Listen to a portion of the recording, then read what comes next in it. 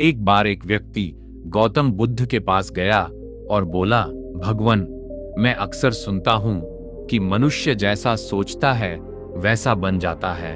मैं आपसे जानना चाहता हूं कि हमारे विचारों का हमारे जीवन से क्या संबंध है और वे किस हद तक हमारे जीवन को प्रभावित करते हैं।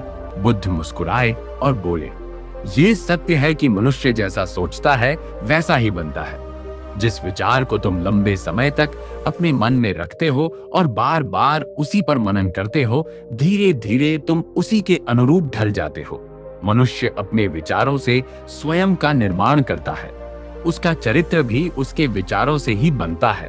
यदि विचार शुद्ध और सकारात्मक हैं, तो चरित्र भी पवित्र होगा, और यदि विचार दूषित हैं, तो चरित्र भी वैसा ही बन जाएगा।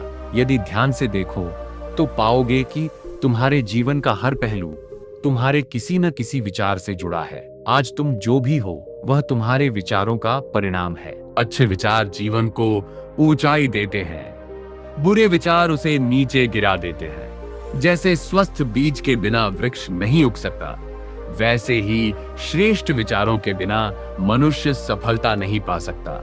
यदि विचार नकारात्मक हो तो वे जीवन को गलत दिशा में ले जाते हैं। हम अपने जीवन में अपने विचारों और कर्मों से अनेक बीज बोते हैं।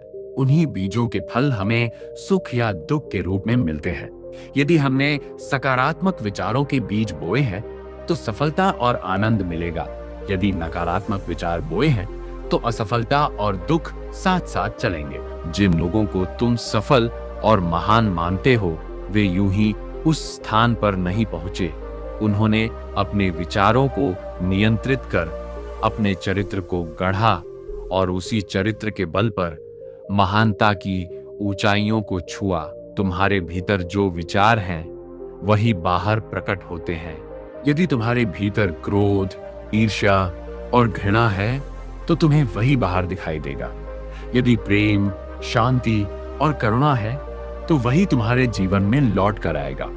जो ऐसे विचार रखता है उसे सम्मान और प्रेम दोनों मिलते हैं।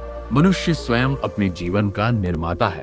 वह चाहे तो उसे बना सकता है और चाहे तो बिगाड़ सकता है। व्यक्ति ने पूछा, भगवान, मैं अपने विचारों के द्वारा स्वयं को कैसे सुधारूं? बुद्ध बोले, सबसे पहले अपने विचारों पर ध्यान देना शुरू करो। दिन भर तुम क्या सोचते हो, इसे देखो। क्या तुम लोगों के प्रति घृणा और बुरे भाव रखते हो या शुभ भाव? जब तुम स्पष्ट रूप से समझ जाओगे कि तुम्हारे भीतर कौन से विचार अधिक चल रहे हैं, तभी तुम सकारात्मक परिवर्तन कर पाओगे। तुम्हारे भीतर एक असीम खजाना है। तुम नहीं जानते कि तुम क्या कर सकते हो। महान लोगों के बारे में तुमने सुना है। यदि उनकी शक्तियों पर विश्वास न भी हो तो इतना मानो कि बिना कारण धुआं नहीं उठता। अवश्य ही उनके भीतर कुछ विशेष था। वे लोग वही थे जिन्होंने अपने भीतर के खजाने को पहचाना, अभ्यास किया, स्वयं को निखारा, दूसरों की सहायता की और संसार में अमर हो गए। यदि तुम भी ऐसा करना चाहते हो तो अपने विचारों पर ध्यान दो, और ध्यान विचारों को समझने और नियंत्रित करने का श्रेष्ठ मार्ग है। बुद्ध ने आगे कहा, मानव मन एक बगीचे के समान है।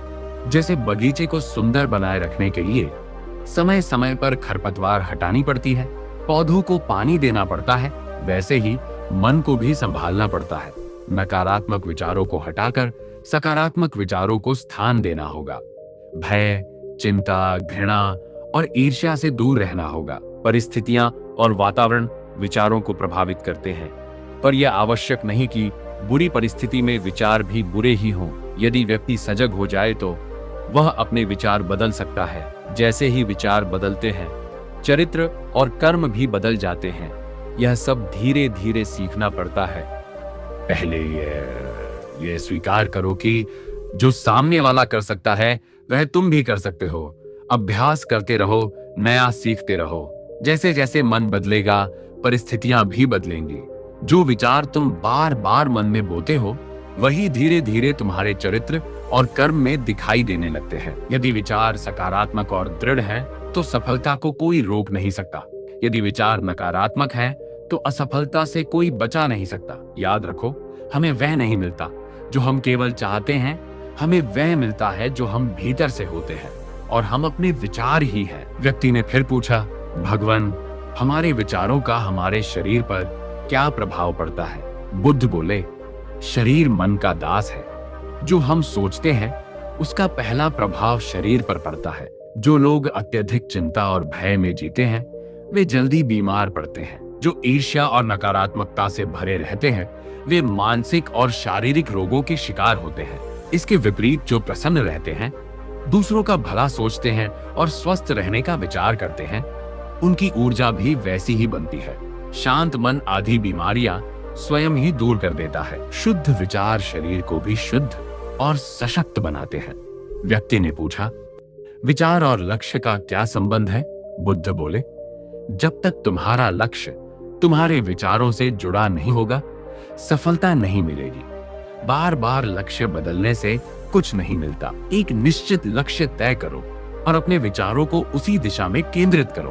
असफलता से मत डरो, वह मार्ग का एक हिस्सा है। लक्ष्य मत बदलो, बल्कि उसे पाने का तरीका और अपनी सोच बदलो। अंत में व्यक्ति ने पूछा, विचार और मन की शांति का क्या संबंध है? बुद्ध बोले, मन की शांति एक अनमोल खजाना है जिसे बहुत कम लोग प्राप्त कर पाते हैं।